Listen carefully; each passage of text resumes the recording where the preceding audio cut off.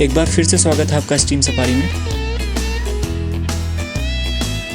अगर आपको ऐसी वेब सीरीज पसंद हैं जिनमें crime, court room drama, mystery और सस्पेंस का ज़बरदस्त कॉम्बिनेशन देखने को मिले तो ये वेब सीरीज़ आपके लिए एक बेहतरीन चॉइस हो सकती है। हालांकि पहले ही आपको बता दूं, ये सीरीज़ उन लोगों के लिए नहीं है जो सिर्फ तेज एक्शन और लगातार वायलेंस देखना पसंद करते हैं।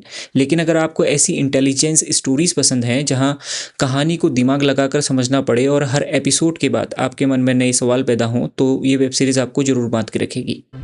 स्वागत है आपका दुनिया वेब सीरीज़ के इस एपिसोड में।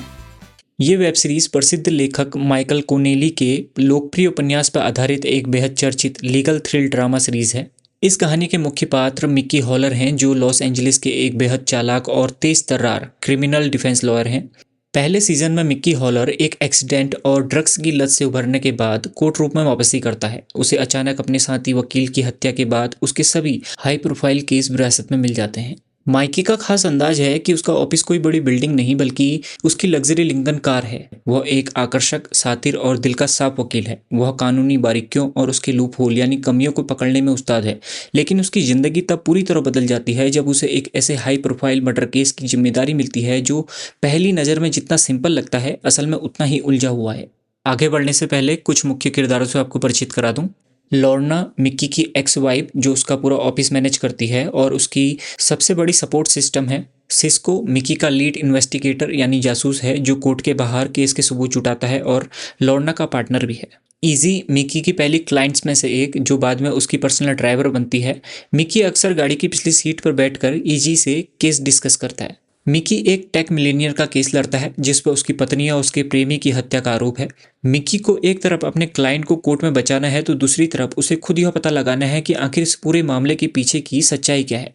जैसे जैसे कहानी आगे बढ़ती है, नए नए क्लूज सामने आते हैं और मिकी को एहसास होता है कि इस केस में सिर्फ कानून ही नहीं बल्कि उसकी अपनी जिंदगी भी दांव पर लगी हुई है।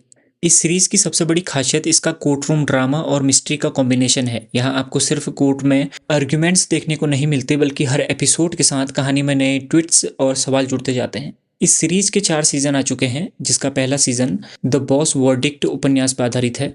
इस सीरीज का दूसरा सीजन द फिफ्थ विटनेस उपन्यास पर आधारित है, जिसमें मिकी एक सेफ का केस हाथ में लेता है जिस पर एक बड़े रियल एस्टेट डेवलपर के मर्डर का इल्जाम है। ये सीजन काफी थ्रिलिंग है। इस सीरीज का तीसरा season the gods of guilt उपन्यास पर आधारित है। ये मिकी के लिए बेहद पर्सनल केस बन जाता है क्योंकि इसमें उसकी एक पुरानी दोस्त ग्लोरी डेज का मर्डर हो जाता है और मिकी उसके कातिल को ढूंढने निकलता है। फरवरी 2026 में रिलीज हुआ इसका चौथा season the law of innocence पर आधारित है। जैसा कि मैं पहले ही बता चुका हूँ कि ये सभी उपन्यास प्रसिद्ध लेखक माइकल कॉनेली के ही लिखे हुए हैं। इस चौथे सीजन में मिक्की हॉलर खुद आरोपी है। उसकी कार की डिग्गी में एक पूर्व क्लाइंट की लाश मिलती है और मिक्की को जेल जाने से बचने के लिए कोर्ट में खुद ही अपना केस लड़ना पड़ता है। इस वेब सीरीज की सबसे बड़ी खासियत इसका कोर्ट रूम ड्रामा है। यहाँ सिर्फ एविडेंस और विटनेस की बात नहीं होती बल्कि कोर्ट रूम में होने वाले आर्ग्यूमेंट्स और माइंड गेम्स कहानी को काफ़ी इंटरेस्टिंग बना देते हैं। माइकी हॉलर का करैक्टर भी इस सीरीज को काफ़ी इंटरेस्टिंग बनाता है। वह इंटेलिजेंट है, कॉन्फिडेंट है और अपने क्लाइंट्स को बचाने के लिए कानून की हर बारीकी को समझता है। लेकिन उसके पर्सनल और प्रोफेशनल लाइफ के बीच चलने वाला कॉन्फ्लिक्ट कहानी को और इंगेजिंग बना देता है। यही वजह है कि यह सीरीज सिर्फ एक मर्डर मिस्ट्री नहीं रह जाती बल्कि एक ऐसे लॉयर की कहानी बन जाती है जो दूसरों को जस्टिस दिलाने की कोशिश करते करते खुद भी अपनी जिंदगी में कई सवालों का सामना करता है। अगर आपको कोर्ट रूम ड्रामा के साथ क्राइम, मिस्ट्री, इन्वेस्टिगेशन और अनएक्सपेक्टेड ट्विस्ट वाली स्टोरीज पसंद हैं तो द लिंकन लॉयर नाम से नेटफ्लिक्स पर हिंदी लैंग्वेज में अवेलेबल ये वेब सीरीज आपकी वॉच लिस्ट पर जरूर होनी चाहिए। द लिंकन लॉयर एक शानदार लीगल क्राइम थ्रिल है जिसमें कोर्ट रूम ड्रामा, मिस्ट्री और सस्पेंस का बेहतरीन कॉम्बिनेशन देखने को मिलता है।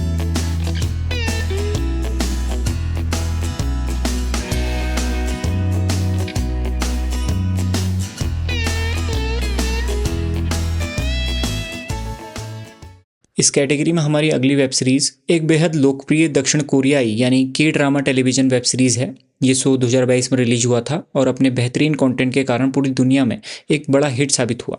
इसकी कहानी वू यंगबू नाम की एक 27 वर्षीय महिला वकील के इर्द गिर्द घूमती है जो ऑटिज्म स्पेक्ट्रम या एस्पर्गम सिंड्रोम से पीड़ित है। वह सियोल की प्रतिष्ठित लॉ फर्म हनबादा में एक जूनियर वकील के रूप में शामिल होती है। लेकिन एक अच्छी लॉयर बनने के लिए सिर्फ कानून की किताबें याद होना तो काफ़ी नहीं होता। जब वू यंग वू एक बड़ी लॉ फर्म में काम करना शुरू करती है तो उसे हर दिन नई चुनौतियों का सामना करना पड़ता है। कभी कोई क्लाइंट उसके तरीके को समझ नहीं पाता तो कभी उसके कलीग्स को शक होता है कि क्या वो सच में एक अच्छी लॉयर बन सकती है। लेकिन वू यंग वू हार मानने वालों में से नहीं है। उसका सबसे बड़ा हथियार उसका अलग नजरिया है। उसकी सबसे खास बात उसकी एक्स्ट्रा ऑर्डिनरी मेमोरी है। उसके पास एक फोटोग्राफिक मेमोरी यानी शानदार याददाश्त है और साथ ही सोचने और चीज़ों को देखने का अनोखा नजरिया। जहां दूसरे लोग किसी केस को एक सामान्य तरीके से देखते हैं, वहीं वू यंग वू छोटी से छोटी डिटेल को नोटिस करके ऐसे लीगल सॉल्यूशंस खोज लेती है जिसके बारे में शायद कोई और सोच भी नहीं सकता।